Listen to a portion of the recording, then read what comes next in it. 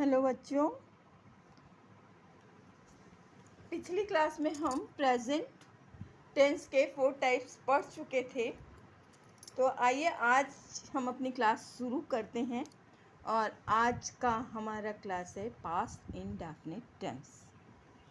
Past indefinite tense की क्या पहचान होती है, चलिए आइए इसके बारे में हम समझते हैं। इस टेंस के वाक्य में अंत में लिखा रहता है लिया, दिया, आया, गया, ली, दी, की आदि शब्द का प्रयोग होता है। एक बार फिर से ध्यान से सुनिए। इस टेंस के वाक्य के अंत में लिया, दिया, आया, गया, ली, दी, की आदि शब्द का प्रयोग होता है। ठीक है ना।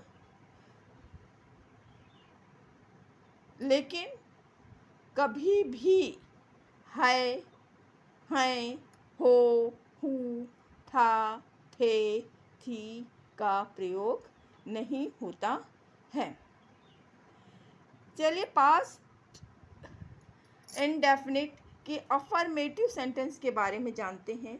अफर्मेटिव का मतलब होता है सकारात्मक वाक्य। सकारात्मक शब्द से ही पता चलता है हमें कि इसमें नहीं शब्द का प्रयोग नहीं होता है। तो इसके रूल क्या होंगे? इसके रूल होंगे, सबसे पहले हम सब्जेक्ट लिखेंगे, फिर वर्ब लिखेंगे, फिर ऑब्जेक्ट लिखेंगे। ठीक है ना। तो पहले सब्जेक्ट, वर्ब एंड ऑब्जेक्ट। चलिए एग्जाम्पल के माध्यम से हम और अच्छे से समझने का प्रयास करते हैं। देखिए पहला एग्जाम्पल हम लेते हैं, अजय स्कूल गया। ठीक है ना। तो सब्जेक्ट हमारा हुआ अजय। ठीक है।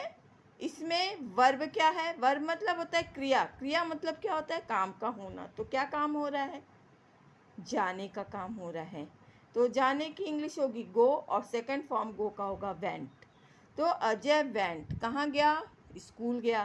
To school, Ajay went to school. ठीक है।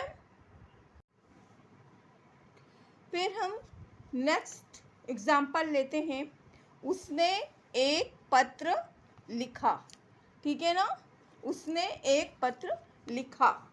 देखिए सेंटेंस से ही हमें पता चलता है कि ये लड़के के लिए बात कही गई है, इसलिए यहाँ पे ही लगेगा। लिखने की इंग्लिश राइट होती है, सेकंड फॉर्म होता है wrote. He wrote a letter. He wrote a letter. अब देखिए नेक्स्ट उदाहरण, देखिए नेक्स्ट एग्जाम्पल, वह मंदिर गया। वह मंदिर गया। गया है इसलिए लड़के के लिए बात कही गई है, इसलिए ही वेंट टू टेम्पल। वह आगरा गया।